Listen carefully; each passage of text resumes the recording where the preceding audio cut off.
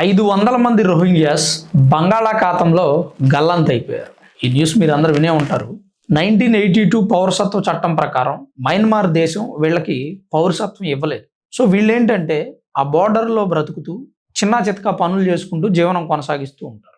బోర్డర్లో ఉంటూ ఎలాంటి పౌరసత్వ గుర్తింపు లేనటువంటి ప్రజల మీద ఖచ్చితంగా ఆ దేశానికి సంబంధించినటువంటి సైన్యం, ఆర్మీ, ఆ దేశ ప్రజలు నిత్యం ఏదో రకంగా దాడి చేస్తూనే ఉంటారు. 2017లో మయన్మార్ సైన్యం జరిపినటువంటి దాడిలో సుమారు 7,50,000 మంది బంగ్లాదేశ్కు పారిపోయారని కూడా నివేదికలు చెబుతూ ఉంది. ఇప్పుడు ఈ 500 మంది బోట్లో వెళుతూ బంగాళాఖాతం మీద నుంచి ఇండోనేషియాకి, మలేషియాకి వెళ్ళిపోవాలనుకున్నారు. ఎందుకంటే మలేషియా, ఇండోనేషియా బాగా అభివృద్ధి చెందినటువంటి ఇస్లాం కంట్రీస్. పైగా ప్రపంచంలోనే అతిపెద్ద ఇస్లాం కంట్రీ ఇండోనేషియా.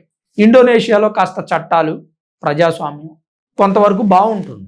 వీరికి అక్కడ ఏదైనా ఆశ్రయం దొరుకుతుందేమో, ఇప్పుడు ఉన్నటువంటి దాడుల నుంచి తప్పించుకోవచ్చు, కాస్త ప్రశాంతంగా జీవించవచ్చు, అక్కడికే వెళ్ళి ఏదో పని చేసుకుందాం అనే ఉద్దేశంతో మయన్మార్లోను, బంగ్లాదేశ్లోను అక్రమంగా ఉండినటువంటి శరణార్థి రోహింగ్యాస్ వీళ్ళు శరణార్థులుగా ఆ దేశంలో ఉంటున్నారు. వాళ్ళకి ఆ దేశం పౌరసత్వం ఇవ్వలేదండి. కరెక్ట్గా వినండి. 1982 పౌరసత్వ చట్టం ప్రకారం మయన్మార్ దేశం వాళ్ళకి పౌరసత్వం ఇవ్వలేదు.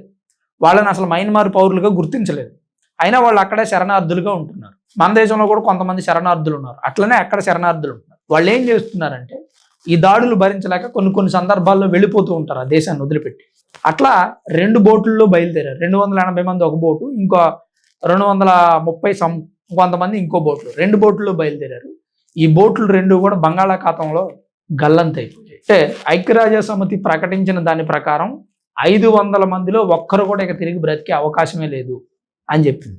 ఇలా పౌరులు ఒక దేశంలో శరణార్థిగా బ్రతకడం అంటే చాలా బాధాకరమైనటువంటి విషయం. మనం చూస్తూ ఉంటాం కొన్ని సినిమాల్లో, ఛత్రపతి లాంటి సినిమాల్లో శరణార్థులుగా విశాఖ తీరంలో బ్రతికే వాళ్ళ చరిత్ర గురించి ఒక సినిమా. అట్లనే మరికొన్ని సినిమాల్లో కూడా చూపించారు. అంటే వీళ్ళకి ఏ దేశం కూడా పౌరసత్వం ఇవ్వదు. అట్లా చాలా దేశాల్లో చాలామంది ప్రజలు ఆ దేశ పౌరసత్వం లేక నానా బాధలు పడుతున్నటువంటి పరిస్థితి. కానీ మన దేశంలో ఏంటంటే పౌరసత్వం లేకపోయినా, ఈ దేశ పౌరులు కాకపోయినా, శరణార్థులుగా కాకపోయినా వాళ్లే వచ్చి దేశంలో ఉండి ఇక్కడే పెత్తనం చలాయిస్తూ స్థానికుల మీద కూడా దాడులు చేస్తున్నటువంటి పరిస్థితి. హైదరాబాద్ లాంటి ఒక ఏరియాలో రోహింగ్యా కాలనీ అని ఒకటి ఏర్పడింది. 10,000 మంది అక్రమంగా ఉంటున్నారు. బంగ్లాదేశ్, పాకిస్తాన్, మయన్మార్ నుంచి, టిబెట్ నుంచి వచ్చిన వాళ్ళు. అంటే వినడానికి మనకి ఎంతగా ఆశ్చర్యంగా ఉంటుంది. ఆర్టీవీ వాళ్ళు మొన్న వెళ్ళి ఏదో ఇంటర్వ్యూ చేస్తే ఆ ప్రాంతం మొత్తాన్ని వీళ్ళు ఎక్స్ప్లోర్ చేసి చూపించారు. అక్కడ ఉన్నటువంటి ఈ రోహింగ్యాస్ ఆర్టీవీ సిబ్బందిని కూడా బెదిరిస్తున్నటువంటి పరిస్థితి. ఒకసారి ఆలోచించండి, వేరే దేశాల్లో అక్రమ వలసదారులకు అసలు స్థానమే లేదు. శరణార్థులుగా ఉంటాము అన్న వాళ్ళ మీద దాడులు జరుగుతూ ఉంటాయి.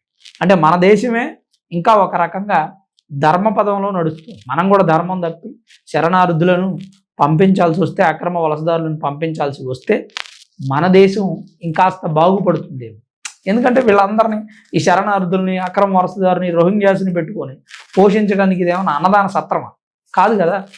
మన సంపాదన, మనం గడుతున్నటువంటి ట్యాక్సులు, మన దేశం సంపాదిస్తున్నటువంటి ఆదాయం, ఇవన్నీ మన దేశ ప్రజలకే చెందాలి. మంది పెరిగితే మజ్జిగ పలసనైనట్టు మంది పెరుగుతున్న కొద్దీ దేశంలో పేదరికం పెరుగుతుంది. అలాగే ఉద్యోగ ఉపాధి అవకాశాలు కూడా వాళ్ళు తీసుకుంటున్నారు.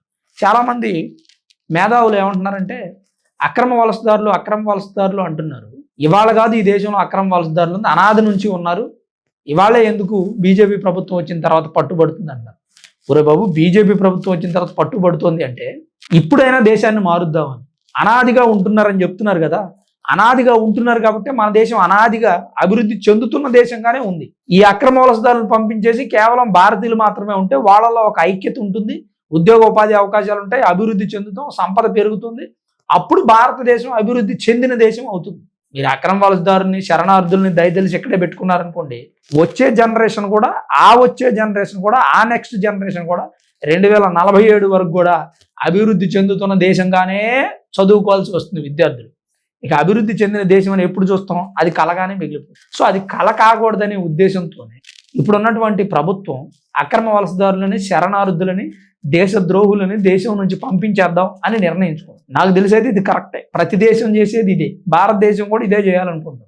ఎందుకంటే ప్రపంచ దేశాలు అన్నింటిలోనూ ఎక్కడా కూడా ఆ దేశ పౌరసత్వం లేకుండా అక్కడ ఉండలేరు. కానీ మన దేశంలో పౌరసత్వం లేకుండా ఉండిపోతున్నారు. అది ఎట్లా సాధ్యపడుతుంది? అది దేశ ఖజానాకే నష్టం, దేశానికి నష్టం. పైగా వీళ్ళు క్రైమ్ యాక్టివిటీస్ చేస్తారు, దేశం పట్ల భక్తి కలిగి ఉండరు. వీళ్ళకి ఉండడానికి ఈ దేశంలో కాస్త చోటు దొరికితే చాలు, ఏమి లేకపోయినా పర్లేదు, వాళ్ళు చాలా ధైర్యంగా బ్రతికేస్తారు. మరి మన భారతీయుడు బయట దేశానికి వెళ్ళి ఎలాంటి ఆధారం లేకుండా ఉండాలంటే ఉండలేడు. వాడికి అసలు ముందు ఆ సాహసం కూడా చేయలేడు, అక్రమంగా ఉండడం అనేది. సో భారతదేశం మాత్రం ఎందుకు అలాంటి వాళ్ళని ఎక్స్క్యూజ్ చేయాలనేది నా ప్రశ్న. ఇప్పుడు ఈ 500 మంది శరణార్థులు ఎలా అయితే బోట్లో వెళ్ళిపోయి అక్కడ నుంచి తప్పించుకుందాం అని అనుకున్నారో, ఎందుకు అనుకున్నారు వాళ్ళు? ఆ దేశంలో వాళ్ళకి సేఫ్టీ లేదు. మరి మన దేశంలో ఉన్న శరణార్థులు కానీ అక్రమ వలసదారులకు కానీ అలాంటి పరిస్థితి ఉందా? ఒక్కసారి ప్రాక్టికల్గా ఆలోచించండి. మన దేశంలో శరణార్థులు అక్రమ వలసదారులు కూడా గుండె మీద చేసుకొని కాలు మీద కాలు వేసుకొని హ్యాపీగా బతికేస్తున్నారు. దానికి కారణం ఎవరు ఏంటి అనేది తప్పకుండా కామెంట్ రూపంలో రాయండి. మరి ఈ వీడియో చూస్తున్న ప్రతి ఒక్కరు దయచేసి లైక్ చేయండి. చివరి వరకు వీడియో చూసిన మీ అందరికీ పేరు పేరున ప్రత్యేకించి ధన్యవాదాలు.